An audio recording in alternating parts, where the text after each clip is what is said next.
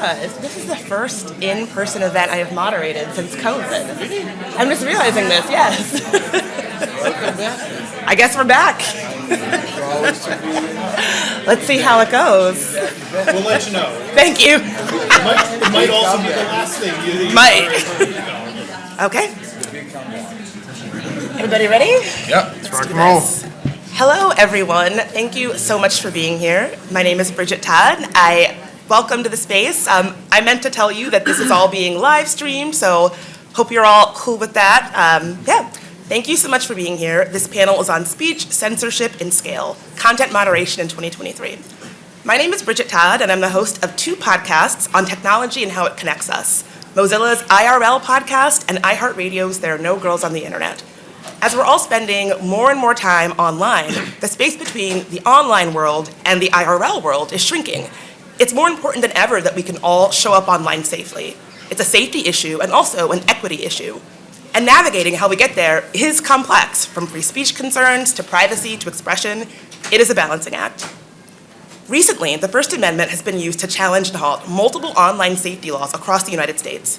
Meanwhile, in the UK and Europe have passed new safety laws that attempt to regulate the difficult space of harmful but legal online speech.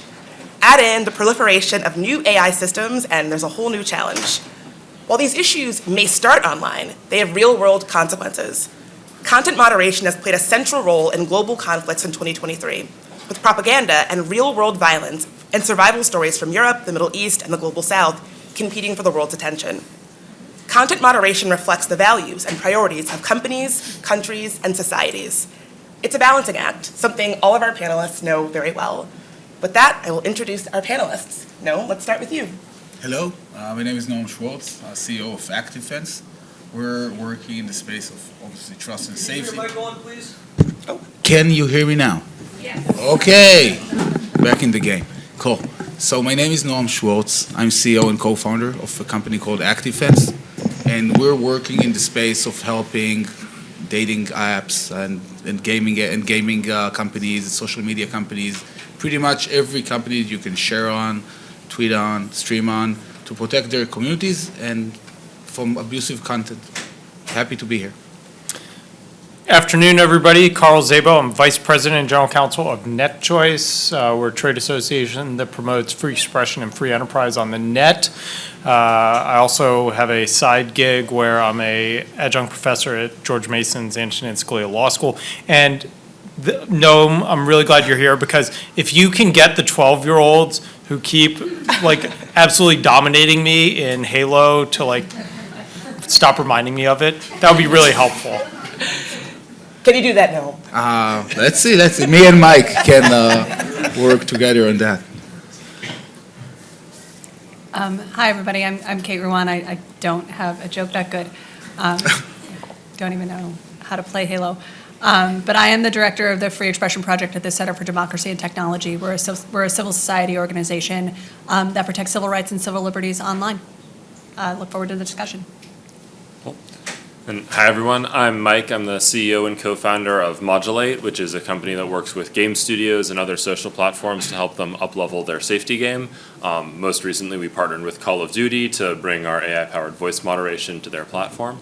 And I'll just say on the Halo front that I'm probably worse than you at Halo, even if you've never played before. So, Well, Mike, let's start with you. And I have a question for you and then for all the panelists. I want to start by kind of looking back at where we've been. Given everything that has happened in the last 12 months, when it comes to the state of content moderation, how do you feel? Are you hopeful? Are you pessimistic? Where are you at? I'm multifaceted. I think there's a lot to be hopeful and optimistic about. We pay a lot of close attention to what's happening in both sort of the social atmosphere as well as the regulatory space. And I think over the last year, there's been a lot of increased discussion across sort of all dimensions around the importance of effective content moderation, effective trust and safety, as well as the risks of those things. It's been really gratifying to see a lot more major entities really participating in a meaningful conversation, having the opportunity ourselves to speak with regulators, with individual members of industry, with end users, and really understand their perspectives around what it is that they're looking for from a platform. So I think compared to, beginning of this year or a couple years ago, there's definitely a lot more momentum for change. I think there's also still some challenges, still some things that need to be worked out in terms of defining what exactly it is that we're shooting for as we try to strike the balance between things like safety and privacy, which are not antagonists to each other, but do pull a little bit and have a healthy tension, and we need to make sure that we're able to navigate that stuff well. So I think we're moving in the direction of being able to have those conversations well, but those are conversations that have yet to be fully resolved. The rest of the panel, I would love to hear your thoughts. When you think about content moderation, given everything that's happened in the last 12 months, how are you feeling about it? I mean, one of the challenges with content moderation, I explain this to a lot of people, is it's time dependent, location dependent, attitude dependent.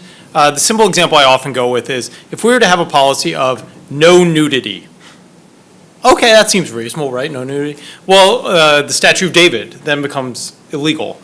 Or you have the famous image of the Vietnamese girl running from napalm from Time magazine. So a lot of it is context dependent. I can tell you the four-letter profanity starting with an F can be very positive. It can be very negative. It can be somewhere in the middle. Once again, time dependent. So it's all, for lack of a phrase, relative, and that makes it really hard on the content moderation side because we can't come up with a single rule. It's not like people often say, well, we have rules for speeding, right? 55 miles per hour. You can't go faster than 55 miles per hour. Why can't you say, well, you can't say this?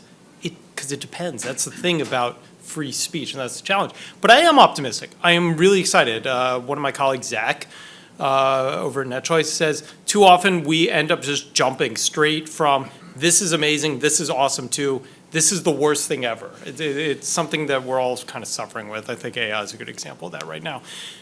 But we can be excited, and the folks on this panel are part of that team who are looking at the situation and integrating technology, new ideas, new solutions to help make sure that the content moderation is appropriate for context, for time, and similar. Please. Gonna be quick, but like something that I must say. I think I have some perspective about the evolution of trust and safety and content moderation in the last few years. I was a content moderator myself in 2008. And today, trust and safety is mainstream. Trust and safety, content moderation, what many of us are doing on our day-to-day jobs, people are talking about it all the time. It's in the media, it's in podcasts. People know what that means, and people also understand and respect how complicated it is, and also how frustrating it can be. And actually, I'm so optimistic because of that, because people understand that it's a challenge, and they don't expect that this thing would be solved immediately. And this gives a lot of, let's say, a lot of room for us to actually contribute and change things for the better. Because the easiest thing for haters is to say, well, you can solve that right now, so it's probably not worth solving, or it's impossible to solve. But we all know that things take time, and it is possible to solve it. And this is why I'm optimistic. This is why I'm optimistic, because I'm seeing people are actually acknowledging that. Yeah. I just want to say, I share a lot of the optimism that I've heard. To make a couple points about equity. Carl pointed out that content moderation is context specific. One of the most important contexts is language, and we do a really, really, really kind of good job in English, but other languages less so. We also do a really good job moderating content when it is, spoken by the majority, spoken by people that are part of the mainstream, and less of a good job when we're talking about people who have marginalized identities. But I'm optimistic because we get that. We understand that we're talking about it, we're thinking about it, we're talking to companies about it, we're talking to each other about it, we're researching it. And the more that we do that, the more we can plug into this iterative process and improve things for everybody across the board. I'm so glad that you brought that up. It's like you're reading my mind, Kate.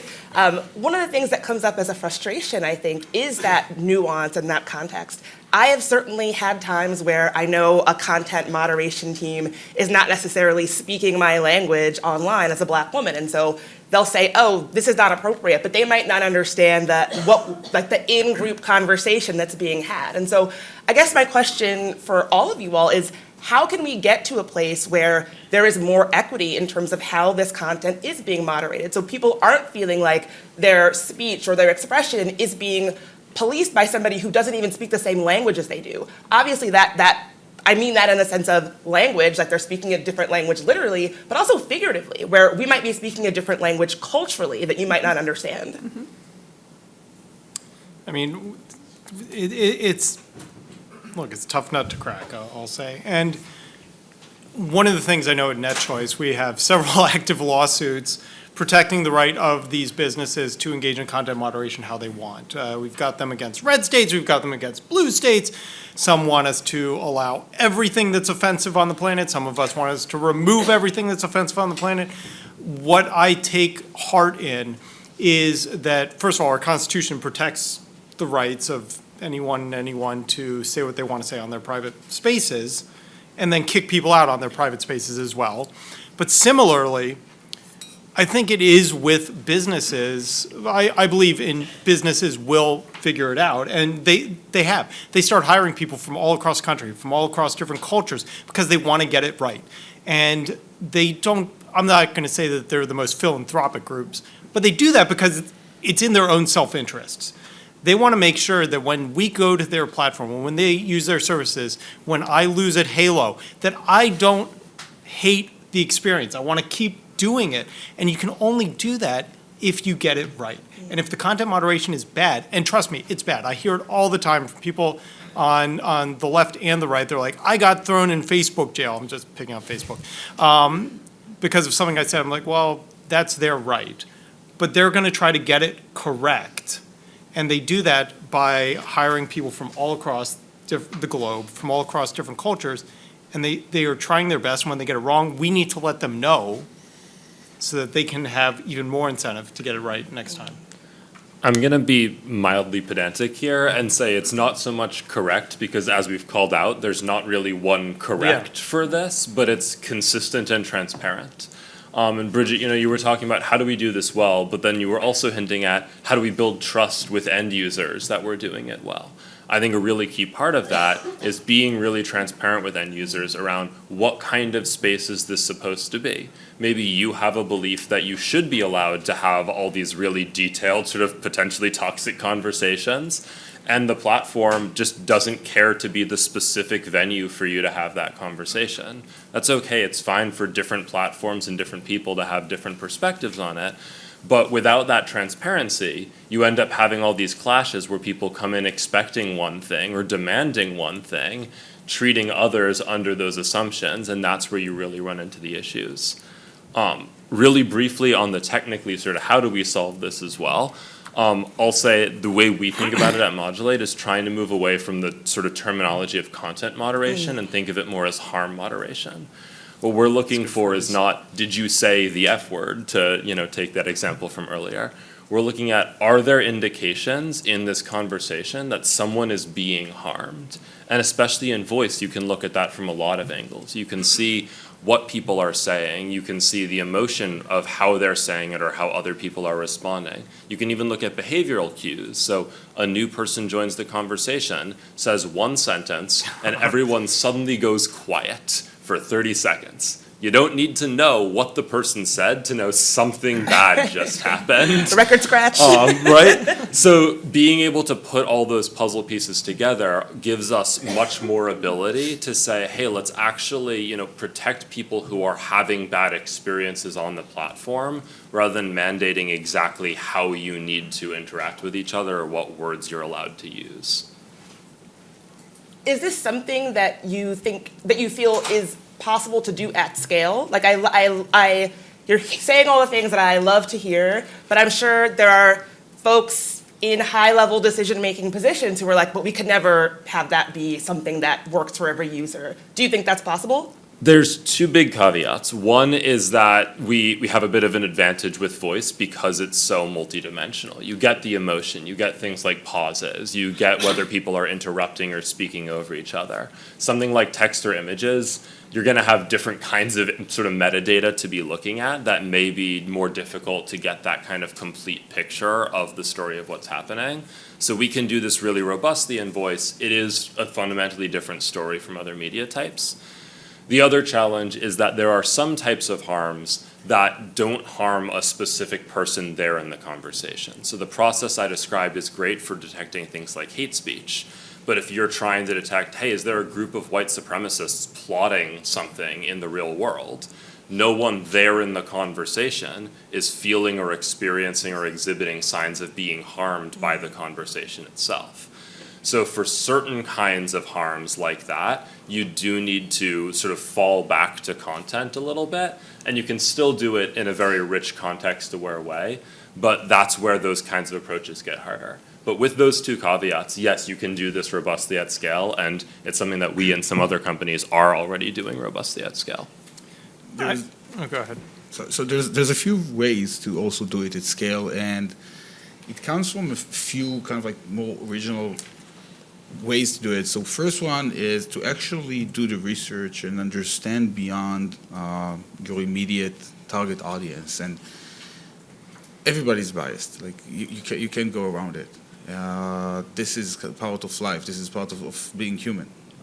But how do you over-engineer so your team won't be biased, that your company won't be biased, your policy won't be biased, and actually spending the time, the resources to figure out what you're not seeing and implementing that and almost forcefully bringing that into the discussion, into the policy making, which is a very hard process, as you know, is a major thing of that. Another thing that is not really discussed a lot, and I think it's pretty innovative, and some companies, especially in the gaming space, are doing that today, is understanding what's causing the positive engagement, the actual good things. Because it's very easy to recognize, not easy, I'm sorry, but we know how to do it, how to recognize the bad experiences. Like Mike said, that everybody's now like shutting up for 30 seconds. Oh my God, what did they say? But what is the kind of speech, what is the kind of experience that makes everybody get more points and buy more virtual goods or whatever you'll define as a positive engagement. And actually learning from that, training algorithms based on that is also something that can really help broaden the discussion, in my opinion. That's really interesting. One of the other, first of all, I love the idea for Modern Warfare 2. If people give you thumbs up, you should get like an auto up rank. I think there you go, reinforce the good news. But we also need to look at the way that it's done, because content moderation is not universal in the way that it's done. Most of us always think of kind of this top-down command and control, because that's what several of the major platforms do. They set their rules at the top, and they're the ones who activate whether content is removed or kept. There are other platforms, I like to pick on Reddit for an example of this. This is user moderation. So if you go into any subreddit, the removal, the content moderation, whether you're following the rules, they are done by user moderators. So that's another way that we can do stuff at scale, is leveraging and harnessing the actual people on the platform. Now, also the big guys do it as well. If you see bad stuff, you can flag it, you can notify it for the content moderators, you can up-like stuff that you use. And let's also remember, that is a form of the content moderation that is being done.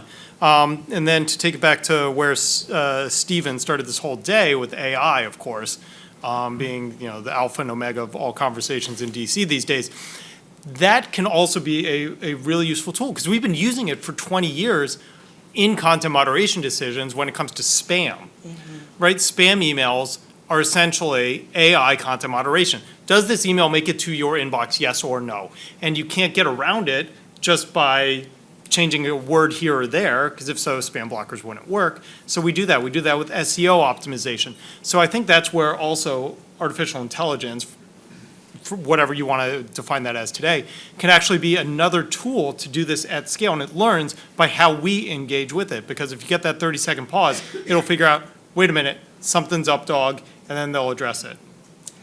That's a great pivot. We talked a bit about this on the prep call, AI. How do you see AI is impacting these conversations around content moderation? This is an open question for anybody. Changes everything. Really, like it makes it from like let's say it makes it more accessible. Like right now, there's like a lot of like great APIs that can do generic content moderation. So people that didn't do anything are doing something, which is positive, right? However, it's also crystallized how important it is to be expert in one topic that you really want to cover. If you're taking seriously CSAM or human trafficking or topics that are close to our heart right now, you can't really wing it with AI, like just random AI, like out of the box. So this is why it's also dangerous to rely just on things that we're seeing right now. Another angle is the content that is being created. The conversation around AI is very convoluted, and it's very important that we won't mix the discussions of people from general intelligence and like the Matrix is here, Terminator is here, than to the risk of disinformation, hate speech. What's actually is happening right now, as we all saw, like in all kinds of demos that were circulating in the last few weeks and months, that is actually harmful. And when we're focusing on that, let's solve this problem one at a time and actually try to work with the foundation models and help them solve the problem that they're offering the public. I think we can actually make real progress in helping AI be safe. So, go ahead. Me? Okay. I think, first things first, they're going to use it. Companies are going to use it. And so, what are, and like CDT has done a lot of research into this, and the questions that we ask are, what do they use it for? What are its capabilities? What are its limitations? How do we mitigate those? I think all of those questions need to be asked before implementing these types of tools. And I think that the limitations are probably the thing that we sort of allied the most in these conversations, because it's like, this is like magic. This is so cool. It can automatically identify all of these things. Except, when you're talking about things like hate speech or terrorist content or even child sexual abuse, to the extent that it's not child sexual abuse material, which is like a known image in the world. We are talking about speech that is difficult to define. The AI needs a definition. And it needs a concrete definition in order to be able to identify what is or isn't in scope of a particular rule. And that definition, whatever it is going to be both over and under inclusive. It's going to include things that are not that should not be included in the definition of hate speech. It's going to exclude things that probably should be included, either because people get creative because they substitute words, or it just does not identify a particular new context in which hate speech is occurring, for example. The other piece that we should put on this is like, what is the AI being used for? Is it being used only to identify potentially rule-violating content, or is it also being used to take action against that content?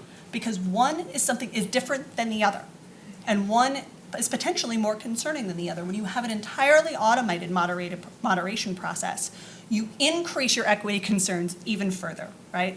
So to the extent we have over and under inclusiveness, those are both going to create and exacerbate equity concerns. When you then move to automating the entire moderation process, such that the AI makes a decision, and these are sophisticated enough that they don't just have to decide leave it up or take it down. They can decide other things too. They can decide down rank, they can decide promote. They can make those decisions. So those are all things that we need to consider. Companies are going to use this. What are the things that we can do to support their efforts? Like that this is going to happen. So how do we support civil liberties? How do we support equity?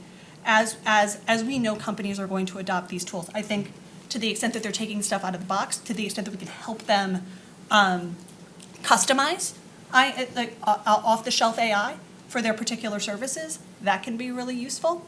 And the other thing that we're going to keep needing is research, independent research that can be done that can be done in conjunction with the platforms, but not by the platforms themselves.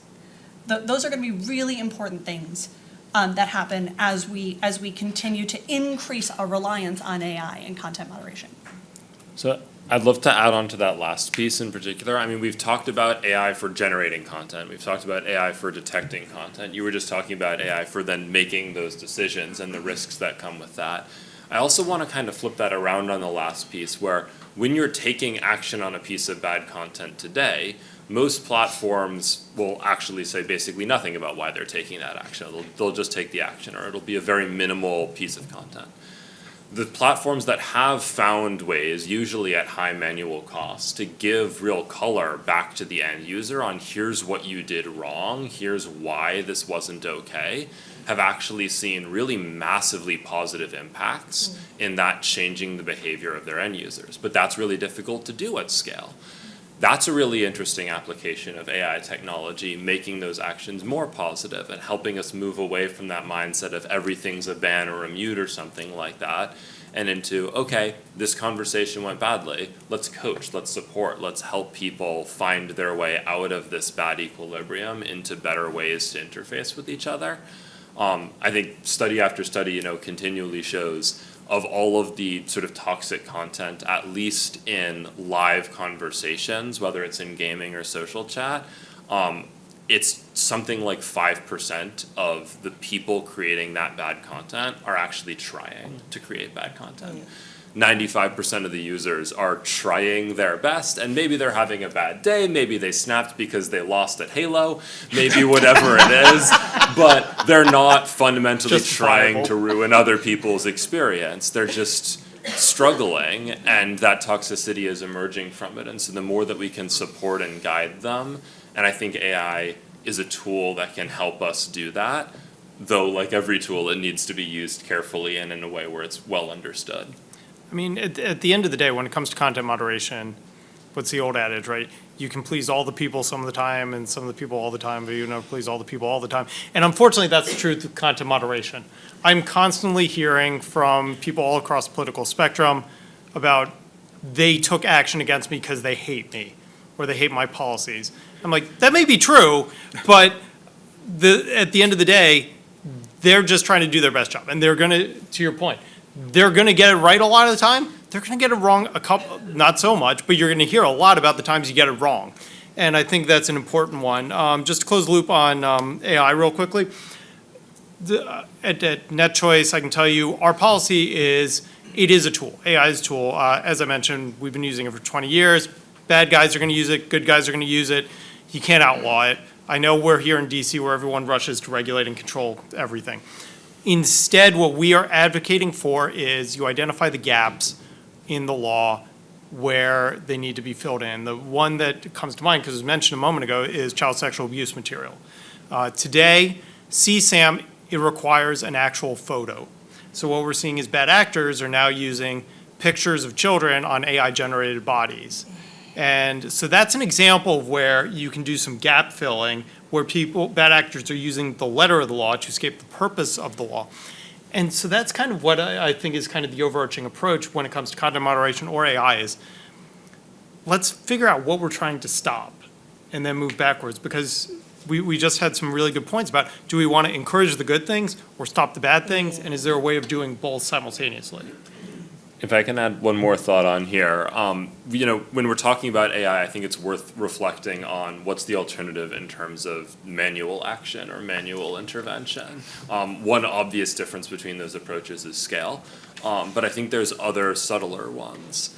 Human moderators, no matter how hard you try to train them on consistent policies and set what you're doing, they are not going to behave in consistent ways because they're bringing in their own priors, their own understanding of the things.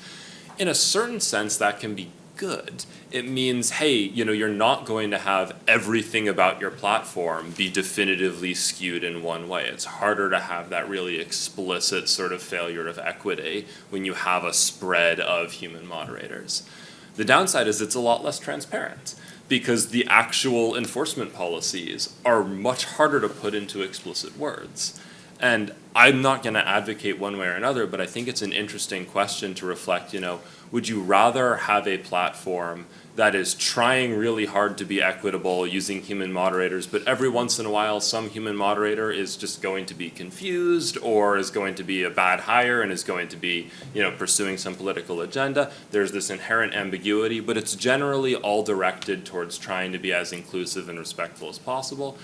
Or have a platform that just said flat out, here's the deal, we're banning the N-word. Yeah, we know that takes away a lot of authentic experiences of some people, but that's what we're going to do, and now and now you can make an informed choice of whether you want to participate in that platform. That doesn't work at a societal level. If that's the truth of every platform, then we have a real problem. But if individual platforms land in different positions there, I do kind of wonder if it's worth thinking about that transparency being another way to achieve the equity that we're really looking for.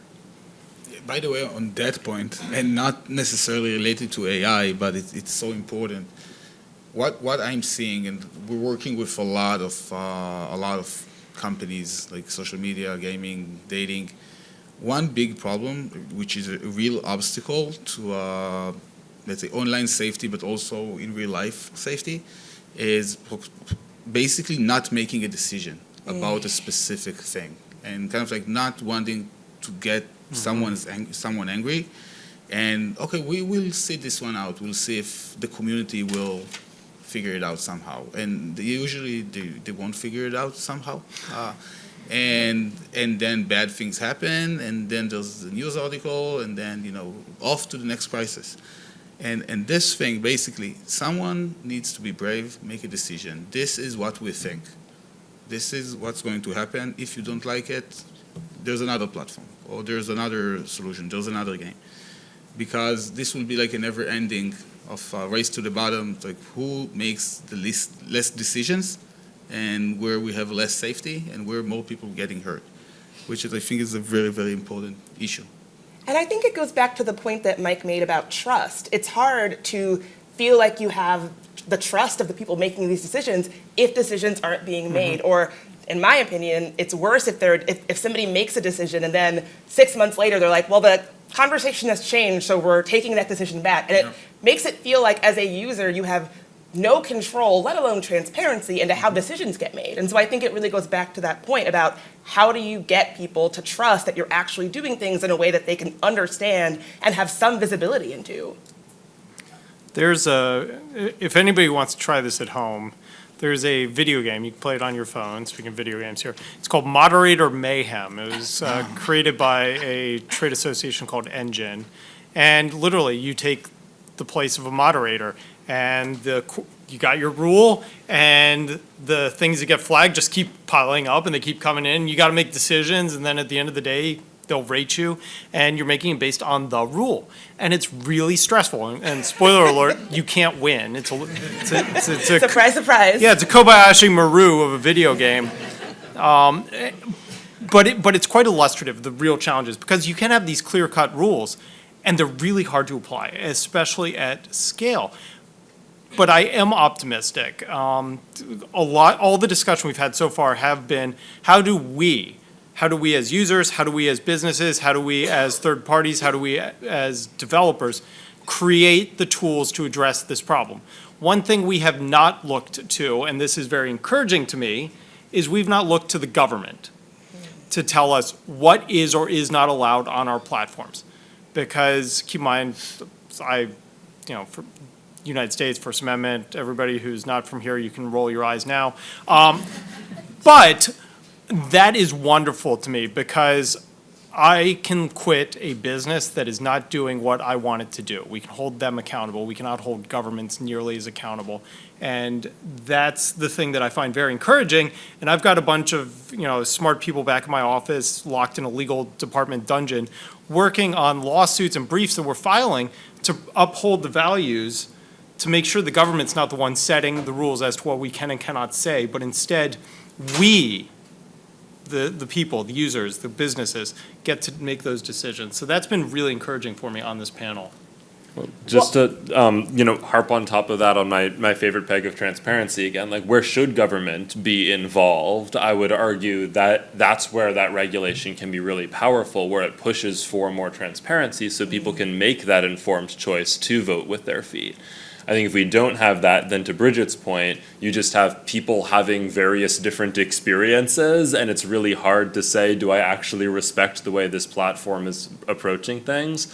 But if we have that regulated transparency and people can actually make really meaningful, informed choices, then I agree that allows us to hold that private industry accountable in a much more rich way.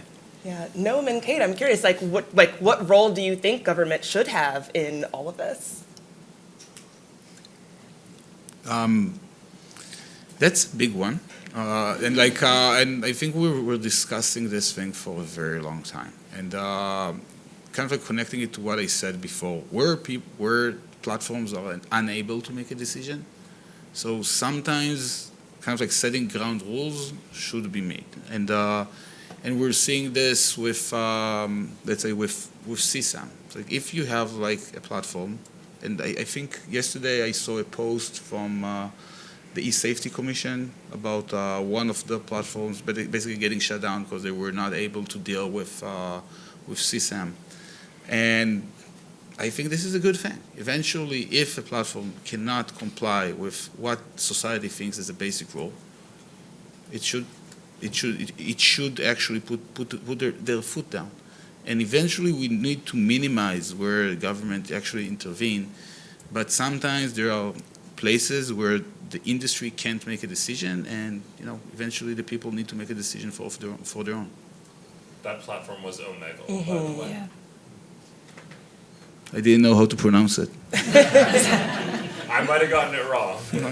I mean, one of the challenges there, though, and so child sexual abuse material, I'm not going to fully put on my lawyer hat, isn't considered fully protected by the First Amendment. It's this other space. But simultaneously, we can't lay all the blame at the platforms. Because, what was it, the AG, the Attorneys General, the lead chief enforcer of the state of Utah said, well, we can only take action on 30% of the instances of CSAM that get reported to us. And to me, as a parent, I'm like, are you kidding me? 7 out of every 10 instances of child sexual abuse material goes in the shredder in the state of Utah. And you're blaming the platforms for your inability to enforce the laws. So simultaneously, yes, platforms need to do reporting. They do a ton of reporting. We've done reports on that. I see Maureen Flatley from Stop Child Predators in the back as well. Like, they do great work on this. But that needs to go hand in hand with putting the criminals in prison. And like, you can't say platforms got to do it all, because guess what? We can put you in Facebook jail. We can't put you in real jail. And it's kind of more the latter that matters. So yeah, when it comes to stuff like CSAM, absolutely throw the book at them. Platforms can and always are doing more. But simultaneously, we need hand in glove with law enforcement to actually kick in doors and put those people in prison. Sorry, that's my rant. I apologize. It's a good rant, I'm not gonna lie. Especially, Ron Wyden has a bill for that. Yes, I know. We very much like it. So Yeah, I mean, CSAM aside, I would say, I'm a U.S. First Amendment lawyer. I apologize to everybody for that. yeah. Apologetic lawyers on this panel. Carl and I are alone. So, I have, and I also worked for the ACLU, so I have a very deep skepticism of government involvement or government decision-making related to what people can or cannot say anywhere, the internet, my house, out on the street. I have a deep skepticism of that. I also have skepticism of policies that would allow the government to put pressure on platforms to make them say what they want to say or ban what they want to ban, and that can, some transparency legislation can actually be a Trojan horse for that sort of thing. All of that said, that's my First Amendment spiel. I have deep skepticism of government involvement in content. That being said, DSA exists.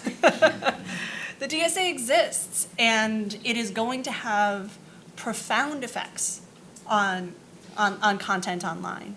And I think those of us in the United States with an eye on it, like, a lot of the concerns, a lot of the things that like I have spent my career fighting against here, like no notice in action, no auditing of like speech-related decisions. How can you possibly measure what a systemic risk is when the systemic risk is gender-based violence in the world? I don't know how you do any of that. And so I've spent a lot of time in the U.S. being like, you cannot do that.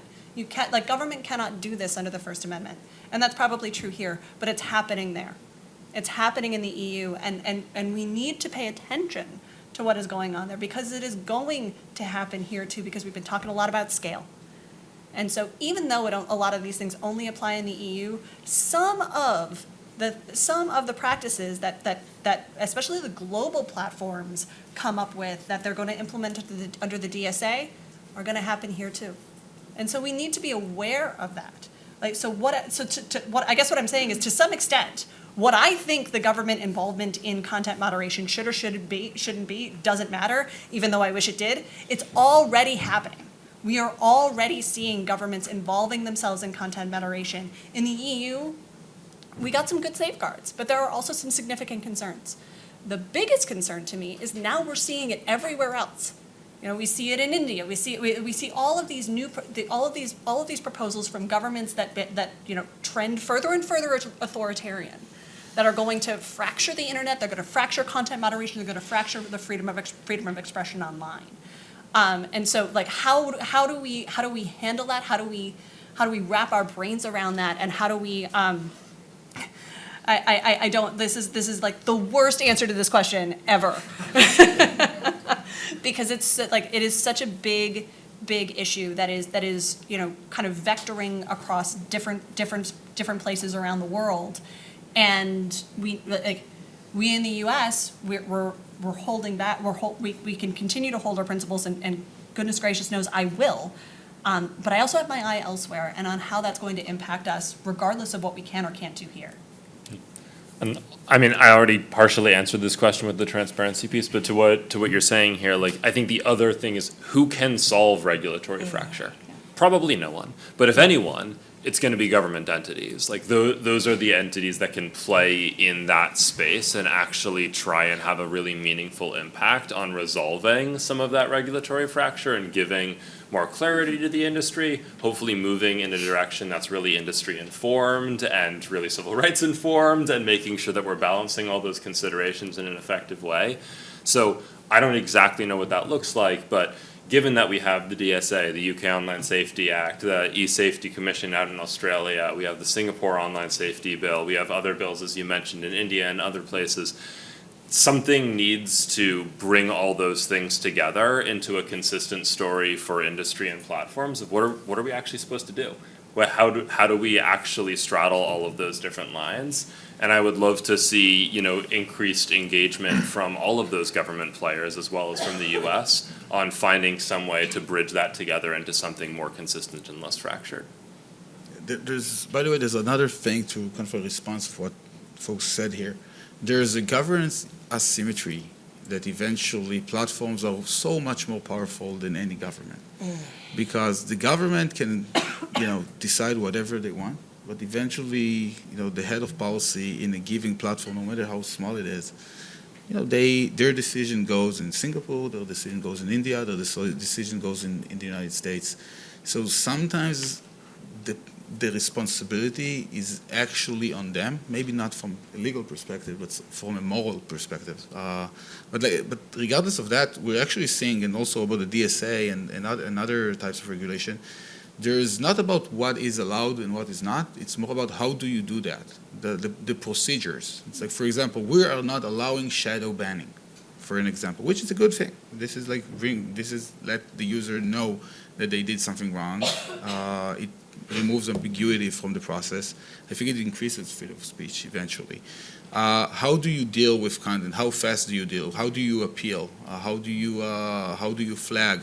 You need to have trusted flaggers. You don't need to have trusted flaggers. Basically, I think that eventually the commonality would come from the process that will eventually trickle down to what is acceptable and what's not, because actually saying this is okay, this is not beyond system would be extremely difficult. And I actually see this thing is happening, and I'm well encouraged about that.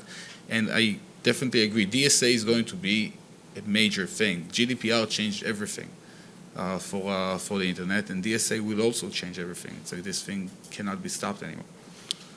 I mean, at the end of the day, so the U.S. just left the U.S., our USTR just left an international agreement. And for a long time, the United States has been that beacon on the hill of freedom and independence and similar for the world stage.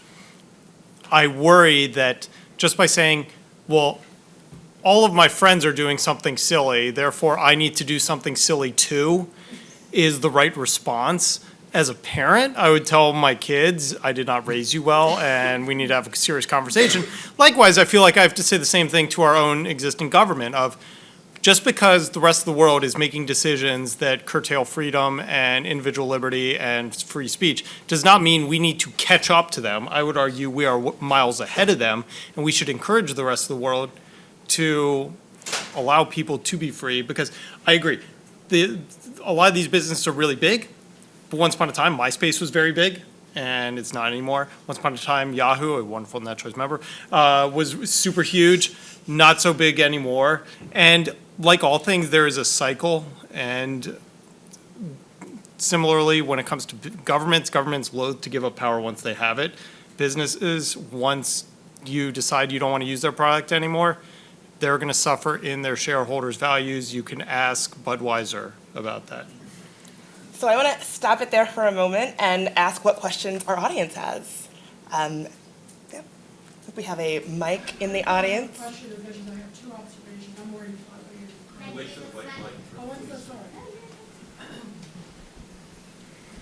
I'm Maureen Flatley. Carl was kind enough. It's on. Carl was kind enough to mention my work a minute ago.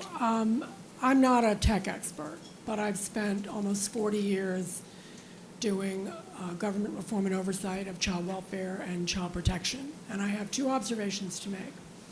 One is that while it may seem appealing to let the government make some of these decisions, I'm here to tell you that the government makes a lousy parent. And when you look at, I'll just use the Meta lawsuit as an example. When I went down the complaint of the main lawsuit and looked at all the states that were plaintiffs, alleging all these horrible things on the part of Meta's business practices, I almost had a stroke, because every one of those states has an appalling record when it comes to child welfare, their foster care systems, child fatalities, infant mortality, child literacy rates. So this whole discussion of the states being on the moral high ground and sort of pushing the tech industry around, to me, as an expert in child welfare, is ridiculous. The second thing, and Carl referenced this, is you can have the best platform in the world, but to have all of these companies, many of which I think are doing really fine work and trying to meet the moment, to be able to keep their platforms safe without, to Carl's point, engaging law enforcement is ludicrous. You have 39 million cyber tips last year, Caroline? The number of arrests and convictions, I'm the daughter of an FBI agent, so I'm always looking for outcomes in law enforcement. The number of arrests and convictions in the federal system was minuscule, 1,200 maybe, I don't know, I can't remember off the top of my head. But as I said to Carl, it's sort of like the CVS in Columbia Heights getting shoplifted and having 50 shoplifters come in and steal everything in the store. Did anybody blame CVS for that? No, they called the police. And so as I look at this issue more deeply, there is absolutely no way that children will benefit as long as there's this emphasis on demonizing the tech industry, making the tech industry liable. By the way, the tech industry is a federally mandated reporter of any kind of misconduct with kids. Without the tech industry, there would be no cyber tips. In child welfare, mandated reporters are legally exempted from liability so that they will make the reports.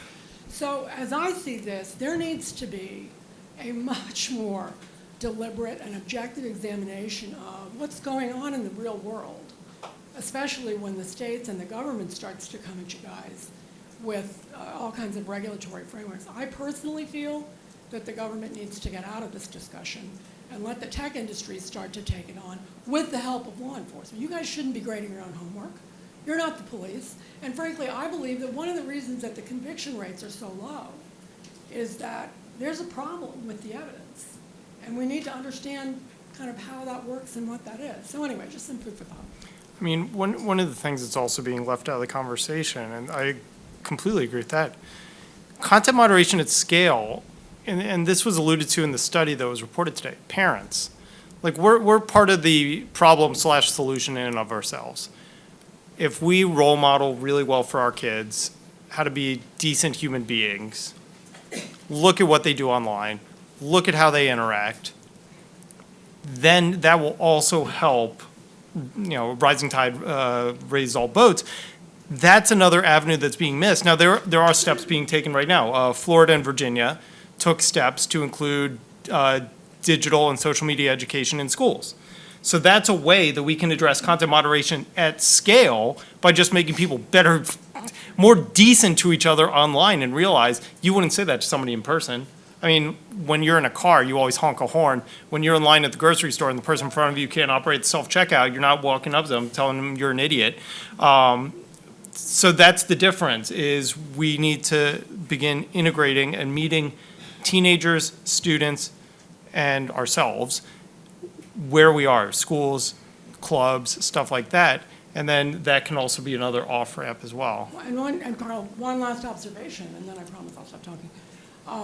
In child welfare, in the context of real-world child welfare, if you expose your child to something that's addictive or dangerous or violent, the caregiver is held responsible. So as I watch the congressional hearings that have been playing out lately, which are beyond mystifying, there is a completely different standard in the digital world. So suddenly, the guy the other day in the judiciary hearing was talking about how his 13-year-old was constantly barraged with sexual advances, and I'm like, excuse me.